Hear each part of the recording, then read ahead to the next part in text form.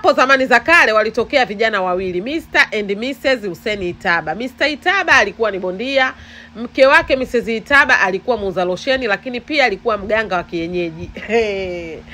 Shida ndo ilipoanzia hapo sasa, lakini Mr. Itaba hakuamua kumdharau mke wake wala kumnyanyapaa. Alijitoa bega kwa bega kumsaidia, akawa anampeleka kwa wazee wake mmoja baada ya mwingine. Sasa siku hiyo walikuwa na safari, wakaenda kwa mzee wa kwanza. Kama mnavyoona hapo, mzee wa kwanza anafanya manuva yake. Jamani, wanaume, unapokuwa na mke wako anafanya kazi fulani, ungana naye mke wako, msapoti, kuwa mshauri, kuwa mtu mzuri kwake, shirikiana naye. Jamani, vitu ni vingi kuliko kawaida. Sijui tunaelewana?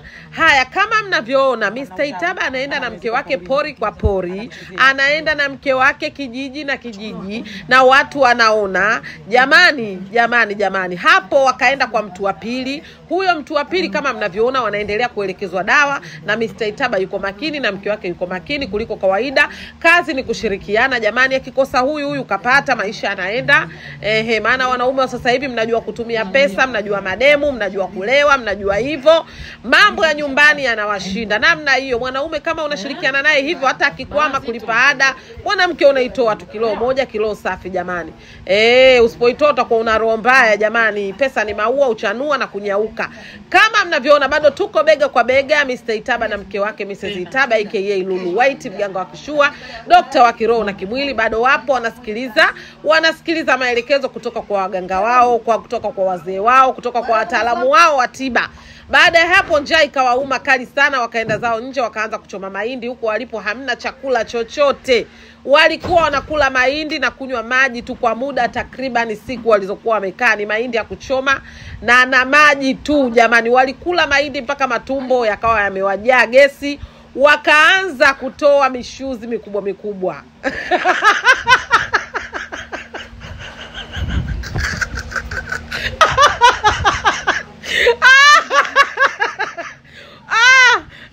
Mungu, wakaisi labda watakuwa wamepigwa zongo. Hakuna zongo linaloingia jamani, hakuna uchawi unaoingia. Hayo ni mahindi tu yalianza kufanya kazi yake jamani, kwenye vijiji vya watu huko maporini, mashambani, kwenye utafutaji jamani.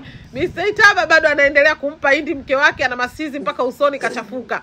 Wakaenda kwa mzee wa tiba watatu jamani. Huyo ni mzee wa usiku kwa usiku, mambo yake ni usiku kwa usiku. Huyo hataki mambo ya mchana kwa mchana. Yani huyo mzee ni balaa.